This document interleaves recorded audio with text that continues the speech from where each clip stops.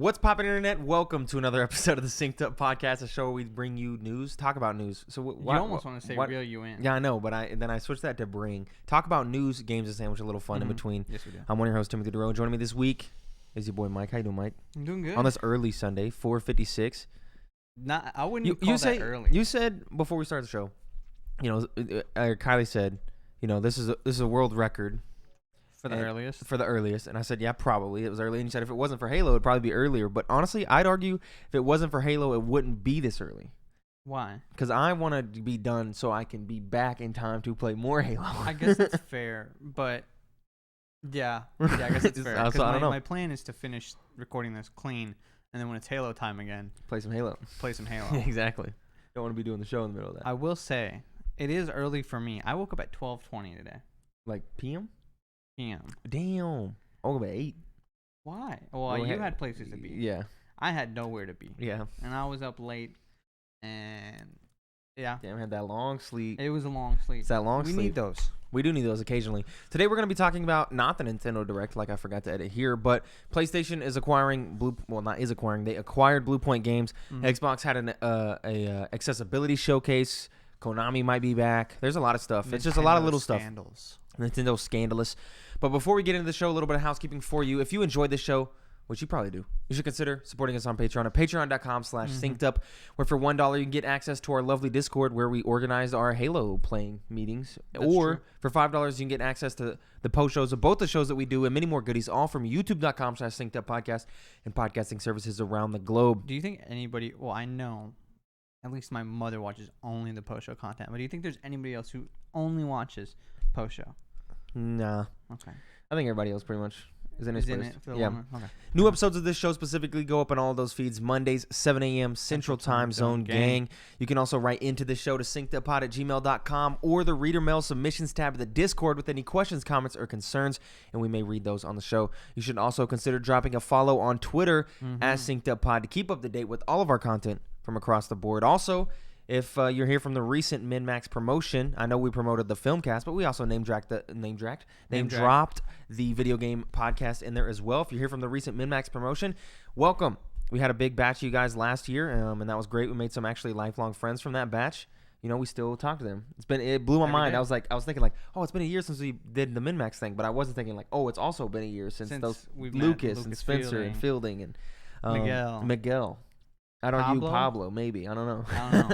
The fact that Pablo supported at the $5 tier after we talked about him in the show, that was great. What a man. I know, because we were talking about how he pops up in the comments, and then like 3 days later. I need Pablo to hop in the Discord. I know. That man's got to he don't got Discord.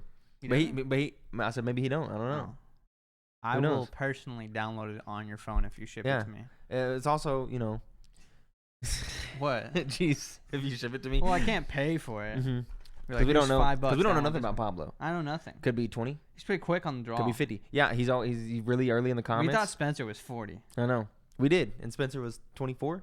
He's a young boy. 20 something like that. Young lad. Well, but thank you, Pablo, for subscribing at the $5 tier on Patreon. Pablo. We appreciate that. Hopefully, you enjoy the plethora of post-show content. Yeah, you got a backlog to catch up to. on. Yep. There's 100. A lot of nonsense in there. Oh yeah, a lot of ranking chips. A lot of talking about stupid stuff. The origin of grabbage. Yep. Anyway, time to get into the show. PlayStation officially acquires Bluepoint Games. Next game planned to be an original, not a remake. The Demon's Souls and Shadow of the Colossus remake devs are venturing into original territory as PlayStation acquires them. This is by Jonathan Dornbush at IGN. Sony Interactive Entertainment has announced yet another studio acquisition, Bluepoint Games, the developers of the Shadow of the Colossus remake on PS4 and most recently the PS5 remake of Demon's Souls. Bluepoint and PlayStation have worked closely together for years, but the news comes after the studio's latest successful release, as Sony confirmed Demon's Souls has sold more than 1.4 million copies since its release. IGN spoke with PlayStation Studios head Herman Holst and Bluepoint president Marco Thrush to learn more about the acquisition, PlayStation's overall studio strategy, and about how, though Bluepoint is steeped in PlayStation's remaster and remake expertise, it wants to explore original ideas. Demon's Souls was only released in last November, and while Bluepoint isn't officially announcing its next game, Thrush explained that the studio is aiming to work on original content going forward. No exact details about what the original content Bluepoint is working on will be, so it remains unclear if it is a new game that is part of an existing IP or something else entirely. Quote, Our next project, we're working on an original content right now. We can't talk about what that is, but that's the next step in the evolution for us, Thrush said. noting that even when the remakes like Shadow of the, like Shadow and Souls, the studio was already partially creating original content. He explained how, really, the growth of the studio, both in the literal number of employees as well as the types of projects, naturally leads to this next step, especially given the team's pedigree. Quote, the transition from remasters to remakes was to test ourselves and push ourselves harder for the next step, Thrush said, noting the team was about 15 people during the production of the original God of War collection. Right now, it is at about 70 employees and grew to 95 people at its peak during Demon's Souls with outsourcing work too. So this was to be expected. Nothing too shocking that Bluepoint... I think everybody knew this. It was just a waiting game. Bluepoint was going to get copped. We all knew it was going to happen, especially with the Demon's Souls stuff and the Shadow Colossus stuff. Honestly, like... I'm of two minds about this. Mm-hmm. Of course, Bluepoint, extremely talented studio, has proven themselves worthy, not in the original content game, but has proven themselves worthy to be able to develop games and things from the ground up. And so hopefully this original content is good going forward. The other mind of this is Bluepoint remakes, some of the best remakes in the game. And if they're not going to be making remakes anymore, it kind of sucks, you know? Cause I'm sure they will be, though. I mean, like, who do you start to entrust to do these projects instead? Who knows? I think you just grow Bluepoint into two teams. Yeah. The teams that are working on remakes and the teams that's working on the original content. Yeah, because the God of War collection remake, it was good. The Shadow of the Colossus remake was actually really good. And then the Demon's Souls remake was like, okay, this is like some good shit. Stuff, this is from the ground up, really updated stuff. Visually looks amazing. Changed some of the gameplay stuff. Like, it actually is really good. And they do well to respect the source material while also introducing enough of their own ideas to really make it like a really good remake / remaster. Yeah. So remains to be seen what their next project is. But whatever it is, I imagine they can do fine. And especially, stuff. I mean, you got the backing of Sony. Of course, you're gonna do. Yeah, you're gonna do fine. Let's stay on the Sony train, kind of. Kratos' voice actor says God of War Ragnarok delayed because of me. Sony Santa Monica delayed the game so he could recover from back surgery. This is by Ash Parrish at The Verge. Kratos' voice actor, Christopher Judge, says he's the reason why God of War Ragnarok was delayed. In a tweet, Judge writes that he needed multiple surgeries in 2019 and that God of War developer Sony Santa Monica Studios delayed the game so he could recover and continue voicing video games' his favorite problematic dad. Quote, these are from his tweets. In my feels right now, I need to be forthcoming. This has been approved by no one. To the beloved fandom, Ragnarok was delayed because of me. August 2019, I couldn't walk. I had to have back surgery, both hips replaced and knee surgery. They waited for me to rehab. No threats, no who do you think you are, nothing but love and support. And Sony Santa Monica has never said a word about the delay and what caused it. Studios are assholes, but this company from top to bottom should give us hope. What they did for the crew is also way more. Judge goes on to praise Sony Santa Monica for its dedication and compassion, saying, quote, everyone involved in the God of War franchise puts their hearts and souls in every frame you see, end quote. I saw some people talking about how, like, he's voice acting. Like, why was it delayed simply for voice acting? But he does the mocap, too. Yeah. Mocap. I don't think he does the gameplay stuff, but just for cutscenes. I think he does all the cutscenes. Motion capture. Well, they do motion capture for gameplay animations, like repetitive ones. So like you'll do mocap of him jumping into a boat. I don't think he does it. I think it's somebody else. Are you sure? I'm pretty sure. Because if it was just somebody else, wouldn't you just get somebody else to do the cinematic scenes too? No. Why not? Because the getting into the boat cinematic doesn't require Christopher Judge because he's not like talking and putting inflection into it. I guess so, but also for like I don't know, for just like I can't remember what they call those, but just for like yells and stuff when they're like, ugh, I can figure this out. I'll look up who does motion backup mocap for Kratos capture for Groot. For Groot, not Vin Diesel. For Kratos, they paid Vin Diesel entirely too much money to be Groot. Oh yeah. Oh yeah, because wait, what? This guy died like last year. Did the motion capture for? I think he did the action motion capture stuff. Okay, I guess that makes sense. Just like the intense stuff. Okay, yeah, fair enough. But anyway, even still, he does motion capture for the cinematic scenes and doing the voice acting and stuff. This is a heartwarming thing to hear. They were talking about it on Kind of Funny Games Daily and some other podcasts about how maybe, because he's a Hollywood guy, about how he's used to Hollywood execs being like, okay, just being assholes and from top to bottom and not used to things like this. But it's kind of heartwarming to be like, you know what, we'll delay the game. And Sony didn't come out and tell him to take this down. It didn't get taken down. He says in the tweet it was approved by no one. Even Corey Barlog responds like, oh, we love you and stuff like that. So this is just good stuff to see. I thought I'd include it in here to know that story. Hey man, some shit happened with him and that sucks, and our game got delayed and that sucks. But the studio was respectful of him and allowed him to keep playing. Did you ever realize we have two hips? Oh yeah, I guess so. That's what I learned. When I In heard my this for the mind, first it time. was just It's one. just one hip, but I guess it's. But it's hand two. on your hips. Yeah. You know. But yeah, have you ever heard someone say my left hip? No, it's always just my hip. Yeah.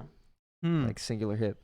Learning stuff. Yeah, I know. The more you know. Anyway, for Judge, what a teacher. let's switch over to the one of the big three, the red one to be specific. The red one. Nintendo denies the existence of the Switch Pro prototype. Fun stuff. Rachel Kazar at VentureBeat. Nintendo issued a denial of a recent news story about the existence of the Switch Pro, saying the story falsely claims that the company is working on a new console when they're not. The report came from Bloomberg, which claimed that several game developers were in possession of development kits for a 4K console from Nintendo. Bloomberg is also the publication that really started the ball rolling on the rumors of the so-called Switch Pro, a souped-up Switch model that supports 4K, among other things. Bloomberg sources stated that a 4K console wasn't due to be released by the company until late next year. Nintendo responded directly to the story, calling the report inaccurate and refusing to answer any of the Bloomberg reporters' questions. Zynga, the only game developer named in the report as having an alleged Switch prototype, also denied that it was in possession of such kit. Nintendo also responded on Twitter saying, quote, "To ensure correct understanding among our investors and customers, we want to clarify that this report is not true. We also want to restate that, as we announced in July, we have no plans for any new model other than the Nintendo Switch OLED model." Crazy to hear them come out and openly deny it, but also bullshit, bro. I don't know, dude. It's bullshit. Dude, in the replies to this Nintendo tweet was a lot of this use, which was a lot of Nintendo openly denying things that came out recently later. What I think this is the OLED has to sell. And if it comes out that you have another model coming within a year that's going to be way better than the OLED, just slightly higher priced, a week before the OLED comes out, you got to come out and say, "Oh, bro, that's not happening. Just buy the OLED." Because they also had came out and said that they weren't going to do that the 3DS was it. They're like, "Oh, the 3DS was it." And then they ended up doing like the 2DS and all of that shit. So I think that the Switch Pro is coming for sure. But in order to ensure the OLED model sales stay high, they have to say this. I can't remember. Is OLED more expensive? $50 more? Or is it the same price? It's $50 more. Right? I think it's something like that. Yeah. Maybe. I'll look it up. I don't know, OLED. man. It feels like we've been on this for so long that there would have been more concrete evidence of it by now. Yeah. I don't know, but there was like, I don't know. I guess so. Maybe. $350? Yeah, so 50 more bucks. Yeah, it comes out on the 8th. Oh, yeah. So, yeah. I mean, none of us are getting it, but no. So the 7th, I guess. Because I feel like we've been on the Switch Pro for a year now. Yeah. Like, we've been there should have been something. Should there have been, bro? It's Nintendo, bro. But it's Bloomberg. So? I don't like Bloomberg. I just don't like the name. I'm sorry. They don't got, what's his name no more?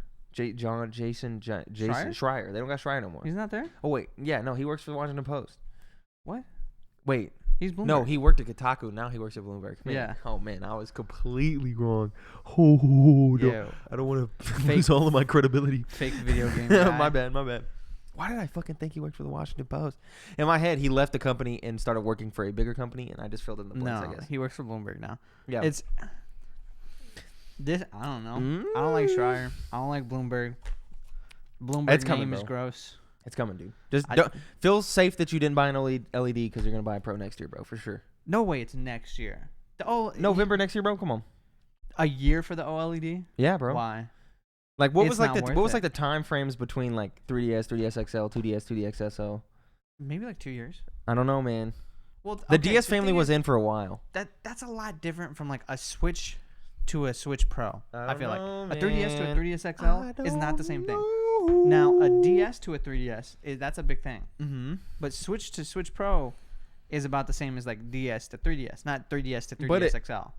I guess so. But if it's just Switch Pro, which just means it's just better, it's possible that there's no like generational thing. So it really isn't that big of a gap. It's just if you want it to be better. Now, here's my theory. Okay? The next thing they're working on isn't the Nintendo Switch.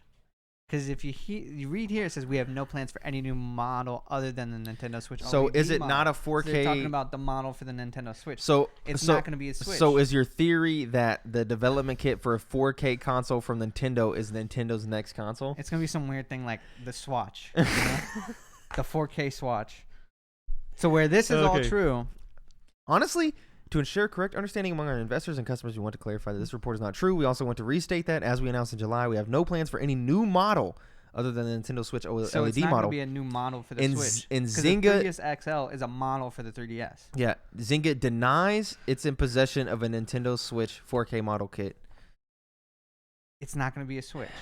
You're thinking it's been what, 5 years since the Switch? It'll be of what, the DS's? Yeah, go for it. I'm curious. So Game Boy Advance. Scroll down. Yeah, we want to get a little more into the future. There we go.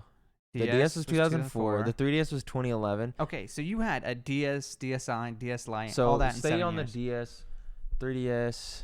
So they consider the DS and the 3DS different systems. Yeah, they consider those different. Everything after the 3DS XL is just a model.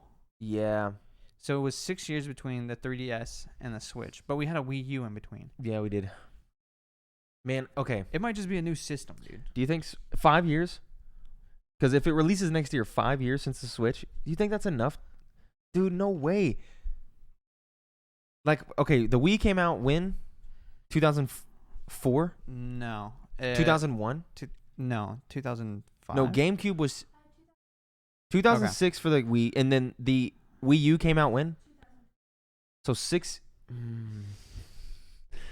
I don't know. And then I guess Nintendo's, that would make all of this true. Nintendo not. It would make everything here true. So Nintendo's not in the long haul. So 6 years from the Wii, such a successful ass console when you released the Wii U. Of course, from the Wii U to the Switch, not very long, but that's because the Wii U sucked. The Switch is incredibly successful. Do you stop? Dude, I don't think so, man. The Switch sells so high all the time, bro. There's no way you release something else. Like, the 4K home console that's, like, maybe it's not a You Switch. say no way they release anything else, and then they release an OLED model. Like, dude, it's Like they do anything. Okay. Nintendo maybe releases a new console. That's my theory. That plays, I'm putting my chips that down. also on plays Switch games. Nintendo Swatch too. Like, honestly, I don't know. Maybe It would make the article true. I announced it at the Game Awards. I don't know. I don't Anyway, know what else it could be. that's weird. Okay, honestly, yeah, I'm kind of sussed out now. I'm a little sussed out. Anyway, whatever. Let's go to the big three. We got to hit all three this day. The green one, to be exact. I gotta take a sip. You should start color coding these. You don't want to pay for that much coloring. Yeah, you're right. Anyway, Xbox Accessibility Showcase reveals a number of features. This is from The Gamer. The Gamer. They didn't. That was the website, and they didn't have like a It's just journalist one listed. guy. Yeah, I'm The Gamer. Microsoft's Xbox Accessibility Showcase revealed a whole host of new features that will assist players in a number of ways. The 40-minute video featured some of the tools that Microsoft, along with the disability community, has built to try and make gaming accessible to all. First and foremost, Microsoft wants to make it clear which games have features that the persons with disabilities can leverage. This will be done via a new accessibility panel on each Microsoft Store listing, which will make it easier to find and illustrate the features it offers. 20 accessibility tags will be introduced based on the features a game offers. The Xbox Accessibility Insiders League, which has already received access to these features, will work in conjunction with Microsoft in order to refine these tags. The current Ease of Access section will be renamed Accessibility, with an aim to assist the community in finding games with accessibility features. Additionally, in coming months, players will be able to filter searches using specific feature categories such as audio or visual features, whereas noting the Xbox Accessibility Insiders League, that's, made up of like all of these big time people. There's some streamers that have like the MS where they play with like their mouth. I can't think of their name. Then you got like Steve Saylor, the blind gamer. You got Steven Spawn, who has, I believe, muscular dystrophy. Don't quote me on that. But these guys have all kinds of different disabilities that impair their ability to play these games. And so they're part of this Xbox Accessibility Insiders League, which I think is an important thing to have. Yeah. Basically, I guess an anecdote that I could have. Dude, this chair's killing me. An anecdote that I can have is back in the day, Mark Rosewater, right? He's the guy who created Magic. Mm-hmm. So Mark Rosewater, in order to ensure like the balance of Magic the Gathering going forward, created an insider team of testers made from big time professionals in the Magic the Gathering League. I can't remember what they called those guys, but they were basically they're basically what you would call R&D nowadays. Like, yeah, they test and played the cards to see if things were busted, and they played the shit out of the cards early. And that was all these professional dudes. And that's kind of the same type of thing. Like, of course, these guys are gonna have the the most to say and the most to be able to tell you about what things are good and what things are bad. Anyway, more stuff here. Quick settings will allow you to switch out accessibility features in a game without having to go all the way back to the main menu. The Xbox Series X and S will receive a universal filter which will allow those with color blindness or color vision deficiency to check out current and previous titles that do not have built-in color blindness accessibility features. These filters can be applied at any time and will work across all games, apps, and even movies. Microsoft also went into detail about the previously revealed night mode display for Xbox consoles. This feature will not only adjust the brightness of the screen, but also the LED brightness on your controller or power button and enable a blue light filter. The last section of the showcase explained how Halo Infinite and Sea of Thieves have integrated accessibility features. Halo will include features like subtitle preferences, font size, menu narration, and linear navigation, which is a mode that lets users navigate through the UI without the need to visually see how controls are positioned on screen to access them. A global speech-to-text and text-to-speech chat setting will also be introduced. You can check out the details of all of these features on the Microsoft blog. That's really cool. It is really cool. I don't know. I don't know if Sony is doing same things. It just doesn't talk about it as openly. But it seems like there's been a clear push for this For with accessibility. Microsoft. With the accessibility controller. Just constantly talking about accessibility. The big thing was Psychonauts and accessibility, the invincibility mode and stuff, all that kind of stuff to allow people to play games. Hey, man, games are better if more people are playing them. If more people are playing a game, your game's selling more. If more games are selling, more games are being made. There's more competition. That's more games, better games. It's stupid, too, because the people who are against it, it's so much easier for you to self-impose more challenge on a game that you can make a game harder, but you can't necessarily make a hard game easier. Yeah, exactly. You know what I'm saying? Like you can do Nuzlocke on Pokemon. And if you were like upset about like Psychonauts or something, you can make the game harder. Yeah. Turn it off every time you suck. You know, like there's ways to overcome that without like, I don't know. It's just a stupid. Just come on, man. More people playing our games means more games for us, better games for us, and better games for them. So anyway, good stuff. Good stuff to see Microsoft continuing to champion accessibility going forward. PlayStation really falling behind on this one. Hopefully they can do some stuff to pick up the slack there because they don't really talk about this whatsoever. But Microsoft, Phil Spencer and the gang, they're really holding it down. Now let's flash back to the past. Flashing back. Flash back to the past. I'm looking back. Konami is set to revive Metal Gear, Castlevania, and Silent Hill. The Japanese publisher will reveal major projects after a period of relative quiet. This is from Andy Robinson at Video Games Chronicle. Hello, Andy. Konami is set to ramp up its premium game development with new installments and remakes for its biggest franchises, including Metal Gear and Castlevania. That's according to publishing sources who spoke to Video Games Chronicle anonymously because they did not have permission to discuss their projects publicly. Konami's premium games output has slowed down significantly in recent years. The last new Metal Gear game was 2018's critically panned Metal Gear Survive, while the last mainline Castlevania release was 2014's Lord of Shadow 2. In the past decade, the company has arguably grown a bigger reputation for its pachinko gambling games than for its premium PC and console releases. However, following a restructure to the company's game development divisions earlier this year, Konami is now focused on bringing back its biggest brands to the premium game space, VGC was told. Hell yeah. The first of these titles will be a new Castlevania game, which sources described as a reimagining of the series currently in development internally at Konami in Japan, with support from local external studios. There's been much speculation that Demon Soul Studios' Bluepoint could be working on a remake of Metal Gear Solid. However, VGC was told the series is actually being worked on by an external studio, Virtuous. Established in 2004, Virtuous is one of the largest game developers in the world and focuses on supporting the development of major AAA games or bringing existing games to new platforms. Never heard of them.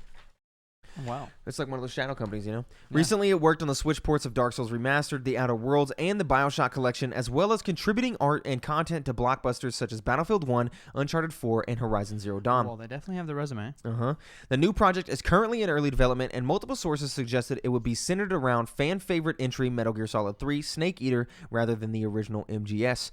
Konami also intends to release remasters of the original Metal Gear Solid games for modern consoles ahead of the larger project, we understand. Finally, multiple Silent Hill games are currently in development at various external development studios, as per an earlier VGC report from February. One of these projects was outsourced to a prominent Japanese developer earlier this year, we were told. Konami coming back into the game. I like it. Can Konami come back into the space and release a Metal Gear game and it be successful? Yeah. Can they? Yeah. Is the hatred for Konami after the Kojima split not strong enough? No. Dude, I think it is, bro. I don't think so. I think it is. I don't think so. Yeah, assuming they release a good game. If you were like, that's the stipulation here. That is that the game's good. If the game's good, they'll do fine. Yeah, but Konami has like this cult, right? And it takes up like 65% of the gaming industry. I feel like of this cult of like worshiping Konami at this high level. You mean Kojima? Kojima, Yeah, right? And that's not 65%. Everybody was on fuck It's like Konami. 10%. I don't think so, bro. It might be lower. I don't know, man. Because you got to think about it. The crowd for Metal Gear Solid, that's not a mainstream like type of game, right? That's not breaking into the mainstream. Like, it was a popular game, and it was Stranding's a mainstream game. I don't think so either. But I think because Metal Gear Solid is not a mainstream game, the only people you're going to appeal to are those Kojima cult people. And those Kojima cult people are willing to say, go fuck yourself. I think it'll do fine. I think they'll be fine. I think it'll be okay, if but still. I think if they start with a remaster first. Yeah. Metal Gear And Solid go 3 in with or a game 1. that people do love. Yeah. And then try and like fully reestablish themselves. I think they'll be fine. Yeah. I'm for this because there's a lot of old Konami games that I've just never played. Yeah, the that Metal I Gear know are games. good that I just won't play because they're old and I got other games I want to play right now. So I'm all for them remastering all these games Mm-hmm. and me getting to play them again. I agree. Or for the first time for most of them. Yeah. Anyway, that's it for the news. Decent amount of news. Good stuff. Bro, you're not going to talk about We killed it. Nintendo France? No. Okay, We're not talking about that stupid ass tweet. Anyway, now it's time for the section of the podcast that follows the last section of the podcast. It's a new section of the immediately podcast. It's after the news. It's before Right before the games that we've been playing. what you've been playing. And it's where we talk about historical releases. And about it's middle called of This the Week. show. And we're going to the games. And this week? Yep. October 4th. October 4th. October 4th saw the release of Yoshi's Island in 1995. It's the 3rd of October. It is. Oh my Tony Hawk's God. Underground 2 in 2004. Fuck, Duh. that's a classic. Those Come on, two- bro. It's not coming, So bro. good. I know. It's not coming. Wii Fit Plus in 2009. What was the difference here? I cannot remember, but I just remembered Wii Fit so fondly that so good. They- Wii Fit would shit talk you beyond repair. Oh. They'd get on there and they'd be like, "Dang, you've gained a lot of weight since." It's been a while since you've been here. Yeah, you haven't worked out in months. Wii Hey, roast Fit. your ass, bro. Dark Souls, the original, in 2011. Blows my mind. And on the same day, Rage, the original Rage as well. And then Origami, released in 2016. The sequel recently released on Game Pass, and I will be playing it at some point. October 5th, 3 years in Super Mario Party. Garbage, dude. Yeah, I know, but 3 years kind of blows my mind a little. Yeah, that sounds about Did we right. just get a note? Was that a notif on the, or was that? Oh, that's Kylie's Boodaloo. laptop. Okay, I was geeking. I thought it was my PC, and I was like, No. oh shit, the show's done. Anyway, October 6th, Demon Souls in 2009. Okay. And Doki Doki Literature Club in 2017. What a momentous game. I know, crazy stuff. And it's on other things now, but I just don't know how it could be as good. Mm. October 7th, Beautiful Joe in 2003. I remember We've gone the approximately full round robin of me having getting to called out for yeah. not necessarily remembering Beautiful Joe. Yeah, I remember it. Bro. Once I seen that and typed it in, I was like, damn, dude, I remember been a last year. year talking about Beautiful Joe when you were Got like, I've never heard of that shit. slammed. Yeah. Spectrobes in 2008. Shout out to Jordan. A game Rest in that peace, has not been here being right now. talked about in the Discord recently for some fucking reason. I don't know why. Has nothing to do with the anniversary. Pokemon Black and White 2 in Man, 2012. people slept on that game. I know, it was good. I liked them. I think I was a fan. I know. I guess we're coming up pretty close to like a remake of Black and White, which is crazy Yeah, that because was we're getting the Gen 4 remakes in Yeah. a month or something. Yeah, those are coming out soon. So that means we're like 3 years away from Black and White remakes. Soon, very, very soon. I'm about it. Those were good games. They were. I wanna Alien Isolation in 2014, and then Mafia Spooky. 3 in 2016. Not spooky. Not spooky at all. October 8th, Mortal Kombat in 1992. Almost played that Mhm. yesterday. Almost did. We went Instead, to played Marvel vs. Capcom. yeah. Beyond Two Souls in 2013. A game I love. It's in my top 50. People shit on that game. And it's good. Specifically, Spencer. Yeah. He shits on David Cage, which honestly can't really fault you not, for that. yeah, I was about to say not Can't really the fault you for worst. that. October 9th, Fallout in 1997, the original. Yeah. Game dev story on the what? What? Snooze on Fallout. Game dev story on 2010, that mobile game, classic, so Mhm. good, so good. Dishonored in 2012, that's Arcane. Never played this. What? Well, I guess I played some of it, but never finished it. Nothing. Oh, okay. I don't like Arcane, bro. I'm just being honest. I was, Even after Deathloop, I just don't think I like Arcane, man. that's fine. I don't think I You're do. entitled to that. XCOM Enemy Unknown on the same day in 2012. October 10th, Portal, Team Fortress 2, Half-Life 2, Episode 2, all in 2007, and those would be released all together in one big package called the Orange Box, which was like one of the most incredible fucking deals in gaming ever. And that's just in perpetuity. Holy shit. The Orange Box will never happen again. But that is so good. Yeah, you'll never get anything nearly as good as the Orange Box. That is so good. Anyway, Middle-earth Shadow of War in 2017. And then that's it for this week in gaming. 1, 2, 3, 4, 5, 6. 7 days. Yeah, 7 days. What a week. What a week. Decent week. Now it's time to talk about the things that we've been playing. What you been playing? Let's talk about the other two before we talk about the one that we played together. Okay. So I'm going to start her off with Sable. I downloaded Sable on Game Pass. Didn't you already play? I played the demo. Okay. So I've gotten really a lot further into the game, a lot more going on in the game. Man, I'm telling you, man, if you don't got Game Pass at this point, you are missing out. The amount of drops that are happening on there on a weekly basis is fucking insane. I went onto the recently added, and it had grown by like 12 in like the last week, and I was like, damn. And I was looking at them, bangers. There's bangers on there. Get Game Pass, dude. Subnautica Below Zero's on there. Like, come on. So good. Are you kidding me? I was talking to somebody about it, and I was like, you could either buy 3 new games a year or have Game Pass for the whole year. Yeah. And like, honestly, Game Pass is a better decision. Why would you not just... Because Game Pass has so many good games. Because I think I play at least 3 games a year. Mm-hmm. And you're gonna get competent game. Forza, Halo campaign. Like I'll talk about it later. Yeah, exactly. You're gonna get those on Game Pass. So I don't know. So anyway, Sable. Let's talk about Sable. Yeah, so sorry. I downloaded Sable. I played the demo, of course, when they did the little Xbox demo thing that they had for a while there. I'm enjoying Sable. It's a weird game. So the premise of the game is you are this person, part of this clan called like the Enixi or something, I can't remember. And you're basically like a kid, and the premise of the story of the game is finding yourself and knowing what you want to do for the rest of your life. So what happens in the beginning, you're starting on this journey called your gliding, which is where as a kid, basically like in Pokemon, they give you Pokemon, you run around, you know, you're like way too young. They give you this thing called the gliding stone, and you learn how to glide, and it gives you like this orb. It allows you to glide, you know, Breath of the Wild style. And when you have that, you're supposed to just travel the world. Okay. And travel the world, and then figure out what you want to do with your life, and then do that, right? So it's Rumpspringer. I don't know. I guess. Do you know what that is? No. That's when the Amish. You get. You get to a certain age, and they're like, all right, go be free, and then you explore the world. That's just to experience things, not to figure out what you want to do. No, because then you decide if you want to come back or join the world. Oh, okay. Yeah, you kind of make a choice at that point. Okay. I wrote a paper on it in high school. Oh, did you? Hell yeah. Anyway, so I guess it's kind of like that, but yeah, you go and they say, you know, you'll come back to us eventually. But basically, you go out into the world, and you make masks. So you help people out in the world, and they'll give you these things called badges. So you'll help like some kids, and they'll give you an entertainer's badge. You'll help out a machinist guy. He'll give you a machinist badge. Okay. You'll help out a guard. He'll give you a guard's badge. And you can turn in 3 of those badges for its respective mask. So the guard mask, because everyone in this world wears masks. So you have to wear that mask. That's what you wear if you're that profession.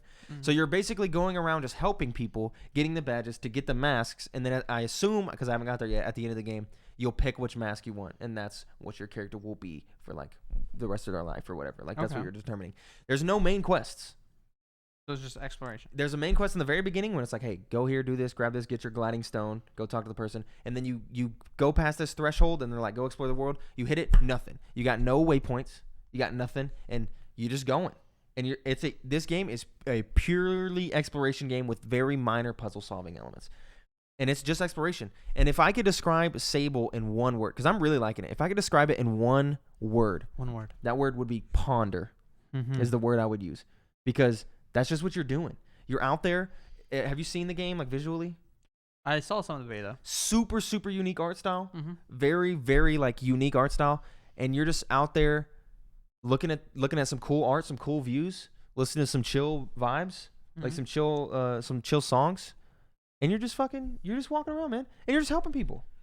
And you're just, like, walk up to a guy, and he's like, hey, can you go get me 5 glowworms from this thing because I need it to make my wind chimes. So you go down to the glowworm cave, and on the way you find a balloon, and you talk to a cartographer, and you help him, and he gives you a cartographer's badge, and then you're scoping out the world, and you're looking around, and you're climbing shit like Breath of the Wild, and it's just really good. That being said, this game's janky as hell, man. Janky as hell. You can tell it's only been made by a few people. Because I think it's only 2 people that made this game because there's a lot of jank. But despite that jank, I'm really enjoying it. So I think 6 months from now, if that jank has been fixed, this game is like an 8 or 9 out of 10. But like right now, there's so much jank that it's like it really takes you out of it sometimes. But despite that, I'm still enjoying it. Like sometimes you try to climb up on something and you just fall right back down. or sometimes you'll call your little bike to come to you, and you'll be staring at it just driving into a wall. Like just stuff like that. There's issues where after you've been exploring for a while, you like the frame rates gets like really, really bad, and you have to save, close the game, open it, stuff like that. Sometimes the map gets stuck all the way zoomed in and you can't zoom out. Sometimes I've paused and been unable to unpause. Just jank like that, where it's like there's like a lot of jank, but despite all that jank, there's like something really, really special here. So I really like it. Okay. Anyway, you finished Psychonauts. I did. I'm gonna get up and move the mouse because it's stressing me. Go ahead. Dude, that game is phenomenal. Game of the year in my opinion so far. I'll have to revisit everything that I've played so far, but it is so good. It's classic, bro. That story's good as fuck too. The story's great. It's not like huge fan. It's not like the most amazing, intricate story. It's just a good story, with characters that you really love and enjoy. The worlds are amazing. Yep. The collectibles, charm. Lots of charm. This game's like a collectible game, but it felt like every time I picked up a collectible, it was working towards something in the game. Like I was like story-wise, narrative-wise. Yeah, and you were getting level ups constantly. Like everything was helping you get to a certain point. And then it's one of those games where it allowed me to grind all the collectibles and not feel over leveled, right? Yeah. Because I was like level 80 or something going into like the last couple worlds. Yeah. And it was like I wasn't over leveled at all, even though I had all these extra abilities and stuff. I don't know, man. It was just such a good game. Yeah, it's so much charm and stuff. It's really good. Yeah, the characters are so good. Because the jokes are all funny. The writing is really good. If you don't know what Psychonauts is, it's really just a game of like, the premise is like everyone has psychic powers and stuff, but it's really about like your inner emotional baggage, and, like, the things you deal with, and because you're literally collecting and helping out emotional baggage. Yeah, and like it's clear that that's what you're doing, but it's just I don't know. It's so cool. Like you'll hit like a memory vault, and you'll find out some like thing about someone's past. Yeah, and it'll just make you feel so much more like connected to that character. When you find out like what's really up with the main villain. Yeah, you're all of a sudden like that shit. Yeah, there's some stuff that happens towards the end of that story where I was like, this shit is good. This is a good story. And then the characters are just great. Yeah, I mean, I agree. Rasputin is probably one of my favorite. Yeah, Raz is a good characters to play as, and the game's so funny, dude. Talking to old girl in the diner is one of the best. So fucking funny. Like where'd you learn how to make prison? There was another conversation that was like that. That just had me dying. I can't even remember what it was. I rolled a few times. I openly laughed and rolled around a few times. There was some good moments, dude. Very good. Like, good game. Yeah, I love that game. I imagine we'll be talking about it come January when we recap our year and talk about our favorite things. For sure, dude. That game is going to be... Because we got a lot of stuff to do. We should... So we're going to do like a top 5 movies at the end for the Filmcast? I feel like we should. Top 5 movies that we watched this year? Yeah. I think we could. I don't think we need to like rank them, though. Yeah. Like our 5... movies of the year recommended, for the just recommendation. Shows too. Do we do like top 5 movies, top 5 shows? Yeah. All right. Because I feel like we should do something like that, just to have like a thing. Yeah, for sure. I think that's fine. Like maybe like in between once we finish Disney movies or something. I don't know. Maybe we take a break. Have a big episode. We could just have a week where we don't. Yeah. Anyway, that's other stuff. Anyway, now there's one other game that me and you have been playing. Actually, not just me and you. Thing I played. I feel like I played. I played this little game on your iPhone called Black Box, which is like this IQ game, and that shit's great. Download it. It's super clever, actually. Like, you know what? I'll just show you. While I explain it to the people. Yeah. So like it's only on iPhone. You can't get it on your Android because of like the nature of it.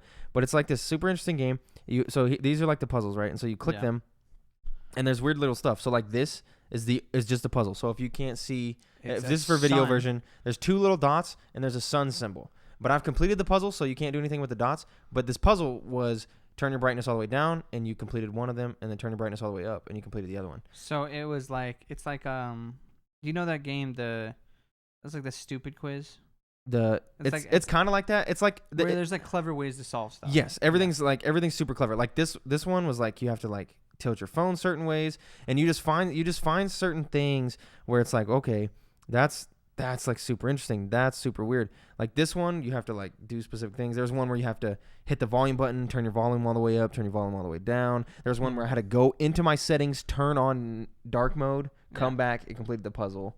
just weird stuff like that. There's one with all these QR codes.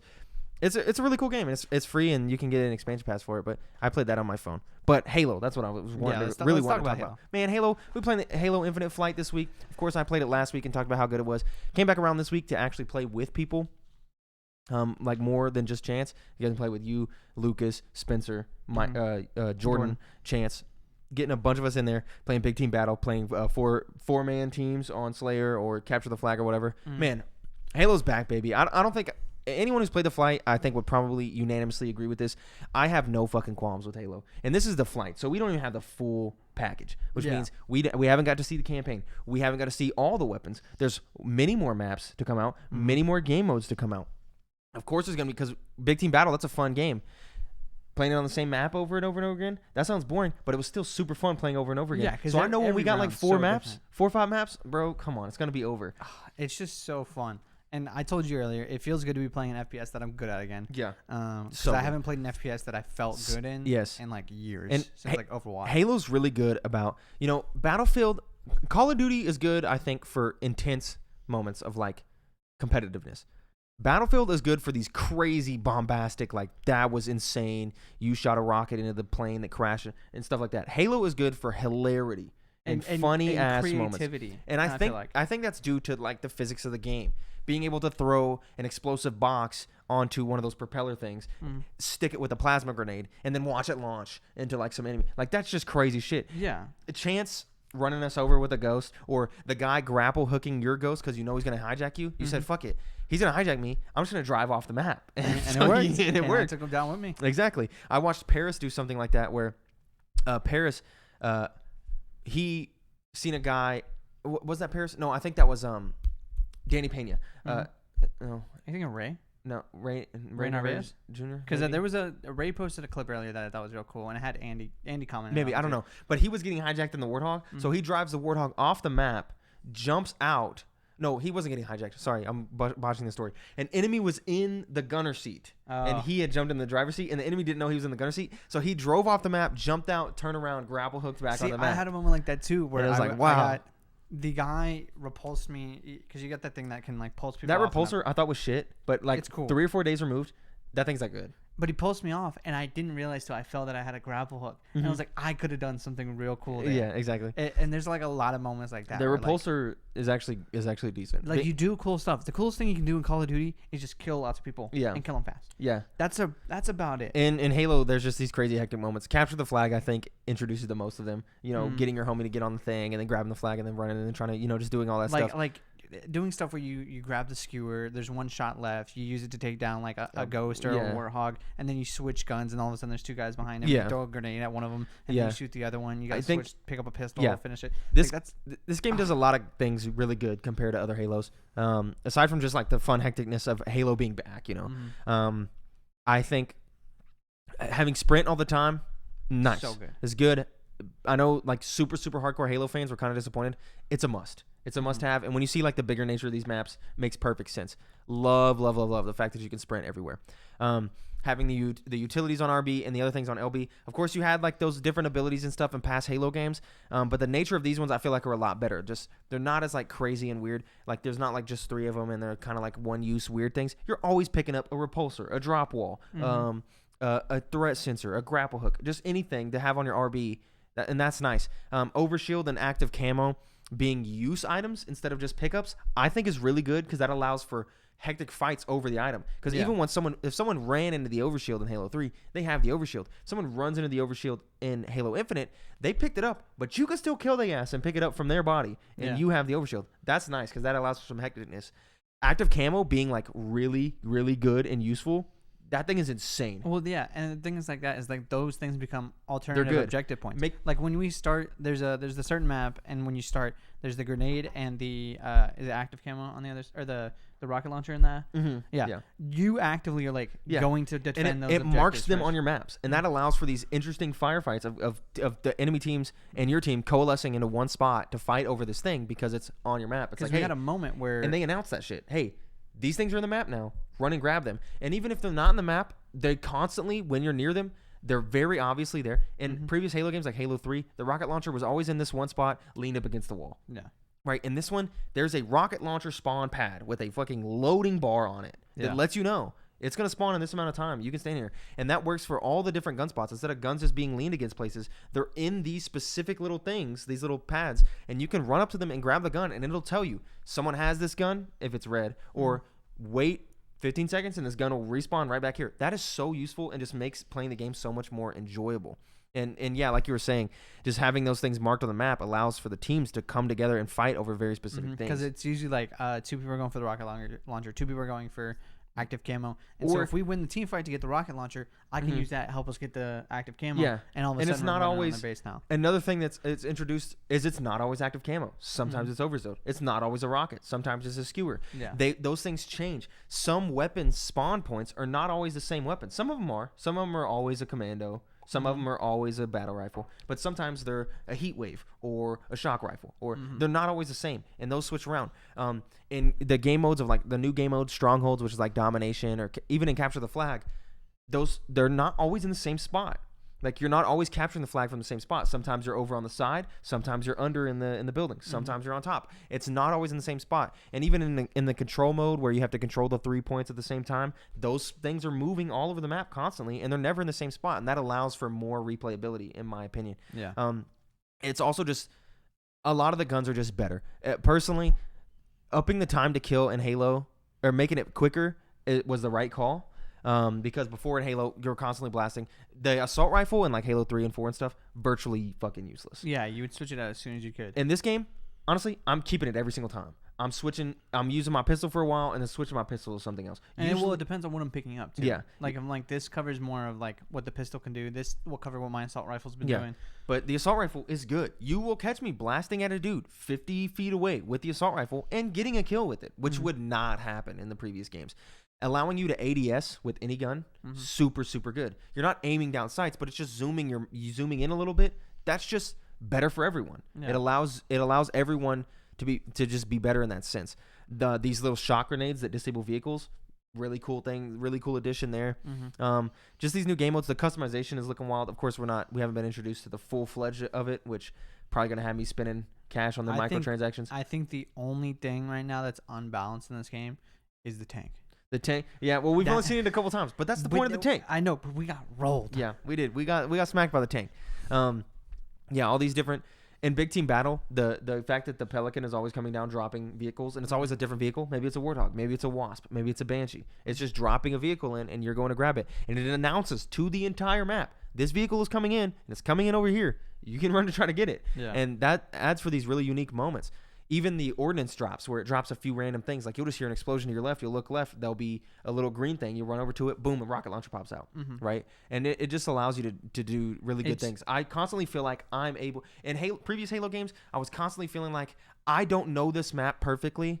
I haven't put hundreds of hours into this game, so I don't know the quickest route to the best weapons and when they're going to spawn. I don't know that. But in this game, they do that work for you. And that makes it so much more enjoyable for you and people who aren't used to Halo and playing the game. I don't know what it is about Halo, but it feels like the most cooperative FPS I've played, besides something that's like Overwatch. Call of Duty, it feels like a bunch of people playing on a team, but playing 1v1 on their own. Unless you're playing like Dom and you finally having everyone go for the same point. But even then, Battlefield does that better. Yeah. Halo, it feels like, all right, guys, let's get in this Warthog. Okay. We're going to the Mongoose flag. We're all of us meet up over here. And we're working together to get this objective very well. We're constantly announcing like, "Hey, I'm behind you. I'm on your right. There's a guy coming up. Let's do it.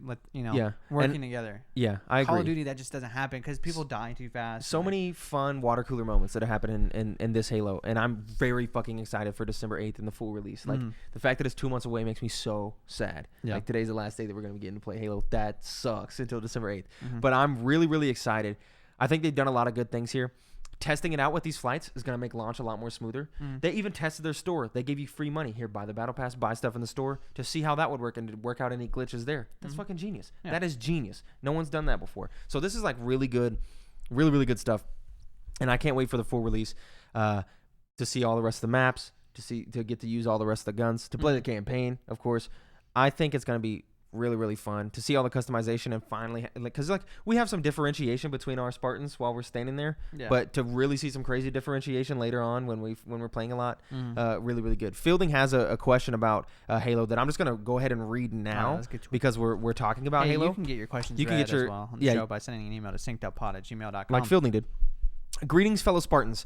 This weekend was the big team battle flight for Halo Infinite, and it was great. The gameplay felt very Halo to me. I like the variety of weapons and vehicles. The armor is also miles ahead of what Halo 5 had in terms of aesthetics. I agree with all of this. Also, something I didn't say, new guns in this. There's like a lot of new weapons in this compared to last ones. They're all really good. Can't wait to use that energy sword, though, because we haven't seen that. The only downside, in my opinion, is the experience system. I don't like how the only way to get experience is through completing challenges. I'm sure there's a ton of people out there that don't care at all and just enjoy the gameplay, but I really like working towards an overall rank. I would sometimes get to the end of a match and not get any experience because I forgot to check which challenges were active. So even if I had a really good game, I didn't get any experience for it. I love that Halo 3 had armor unlocks attached to achievements, so if you went out of your way to accomplish something, you'd have a cool piece of armor to show for it. If the release of Infinite, all you can do is work through the battle pass and unlock literally what everyone else is unlocking as well, then that would be kind of a bummer. What do you guys think? Are you down with the content challenge or the current challenge-based progression, or is it something never even crossed your mind? Thanks. I agree with you 100%. I'm not 100%. No, I agree 100%. I want both. I want to be able to work through a battle pass with challenges and stuff like that. That's cool for me. But I also want my rank. Yeah, because if you go off on a match, it would be nice to get GG. Like I popped off on that last game we played. I got like 20 kills or something, and just got like 100 captures, 100 XP for like a play match challenge or something like that. You know? That was it. Honestly, I don't think I even got that. Yeah, because it was like do certain things. Maybe it's because of the way I play. It felt like I was always completing a challenge. Like every single match I was completing a challenge. So I didn't really have this issue. I never even thought about it. I thought it was odd and weird that they don't have like traditional XP. So I'm not with you 100% because to me, working towards an overall rank, because Halo doesn't have like traditional unlocks where you're like unlocking weapons and attachments and stuff like that. It's really just like unlocking armor pieces. It's not that important to me. Well, for me, it's like Overwatch. Yeah. Like, I still like to have, like, of course, something to level up towards. Of course. So that's nice. I just didn't really notice it as much. I think it encourages you to play a little differently. I definitely thought about it. Hopefully, in the full release, there's some tweaks maybe because this is a criticism that has been levied online, and that's something that they could change. Where I do agree with you 100% on, though, is I hope that there's, like, very specific challenges that will allow you to get, like, okay, you have this specific armor because you are a god at the shotgun. Or you have 2,000 kills with the shotgun, so you unlock this. Or you killed 3 people with 1 skewer bullet or something. Yeah, and that unlocked this to be able to show off, because of course you have the Spartan ID thing, which will have your calling card and your emblem. Of course you're going to have that. But no one's really going to be scrolling through those and looking at those. But to see a guy on the map and be like, okay, because we even have it a little bit to this degree where we've seen the dudes who have the very, very end color level screen. 30 of the battle pass. Yeah, and we were like, oh, this guy's been playing a lot. That guy's badass. Watch out for that guy. Imagine it if it was like crazy stuff like that, like get a 5 on with the rocket or some crazy like that, and you're like, that guy got a fucking 5 on with the rocket. And like that's the armor that he has. I really hope that's in the game. I don't think they've said that it's not in the game. We'll have to see. I think my current criticism, I'm not disappointed with the battle pass. I'll be disappointed if it's the only progression type system. Yeah, and the only like armor way. Yeah. And I hope when the full game releases, there's a bigger degree of just armor off the jump. Yeah, because I don't like that we all look the same and all very, very tiny variations and very and where you chose to put your prosthetics. I hope when the full game releases, like everybody has 5 helmets, 5 chests, 5, and then you have like some of the crazier stuff. Because I would like to make my Spartan look more like female and look more things like that. I want like specific colors, maybe having the ability to make your paint look dirty or glossy or cleaner, stuff like that. I would really like to have that, but it seems like the customization options currently are like little low, but of course if you unlocked a bunch that'd be great, but I want more off the jump, but we'll have to see. That's it for Halo, and that's it for Fielding's email. I hope we answered your question. Yes, sir. Spencer writes in, what's the most worthless enemy in a video game? Is it the grunt from Halo? No. Just to stay on that train? It's got to be something the tiny Goomba that just swarms you. No, because Goombas can kill you, like right off bat, bro. I guess so. Like that, the first Goomba and that's fair. And Mario has killed way more people than like any other villain. Okay, I guess that's fair. Can't be the Goomba. Worthless enemy. Like who? What? There's gotta be an enemy. The Keese from Legend of Zelda, the little bats. They don't ever really kill you. Let's think here. Any like starting bug type Pokemon? Yeah, like Weedle. Weedle Weedle knows poison sting. Yeah. So maybe even more Caterpie. Like, or like what's the Metapod? Metapod, yeah. What were the little tiny things that would chase you in Halo they're They're from the parasites? flood. Yeah. When they Those little exploded. things. Yeah. They never did anything. No, the exploded dude they came from did, but Honestly, themselves. Zombies in Left 4 Dead. Yeah. Yeah. Because they'll kill you, but you're just mowing down so many. Yeah. They're It's really only the special ones that are killing you. Mm-hmm. Anyway, Isaiah writes in, yo, big time fan here. Mm-hmm. So I've been watching cinematic scenes from God of War 4 this past week, and the scene where Kratos takes his bandages off before he and Atreus dump the mother's ashes in Jotunheim was a fantastic scene for me. What are y'all's favorite AAA cinematic scenes? I don't know if I have like very specific scenes that I would consider my favorite, but from God of War, I think the scene where the stranger beats his ass and he beats the stranger's ass in the very, very beginning when it's like two gods fighting each other. Mm-hmm. That's a really good scene too. Spoilers for Last of Us 2, skip 5 seconds. Joel dying is like a really good one. Yeah, that's where I stopped playing. Yeah. I couldn't go on. Good cinematics. Any What like not in game, but like any Blizzard cinematic is pretty fire.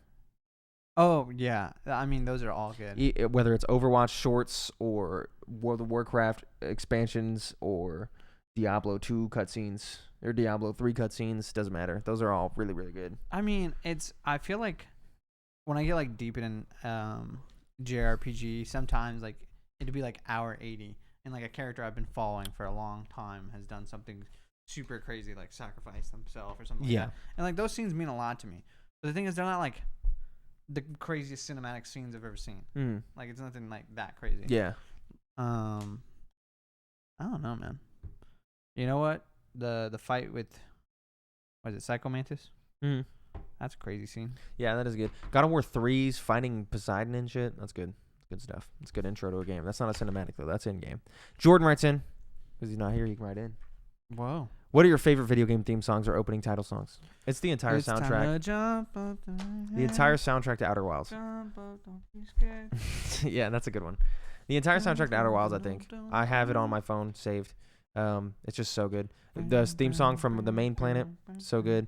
The campfire song that they have, so good. The song called 14.3 billion years I listen to on a regular basis, and that's the end of the game. Super fucking good. What's the brawl one? Huh? Ba-da-da-da.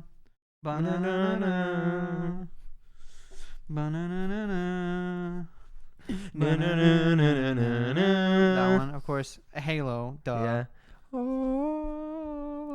There's some bangers, dude. Video game theme songs.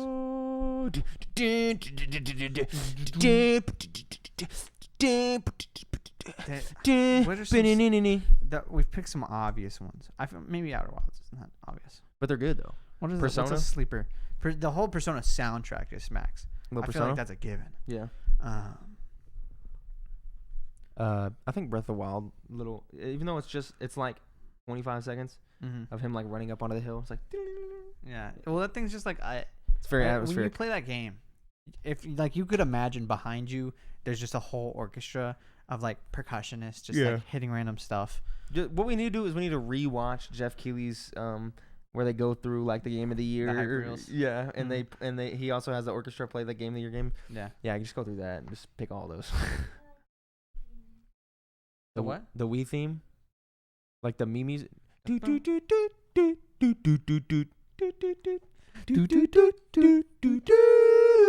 Yeah.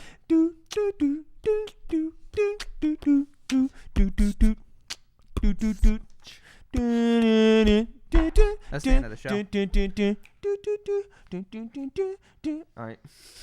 All right, that's it. That's all we got. Thank you for watching and listening to this episode of the Synced Up Podcast. Gracias. If you support us on Patreon, we'll see you guys in a few minutes at patreon.com/synced up at the $5 tier. Everyone else, we still love you, and we'll see you tomorrow on the Filmcast. Yeah, we will. Goodbye. I gotta watch some movies. Goodbye.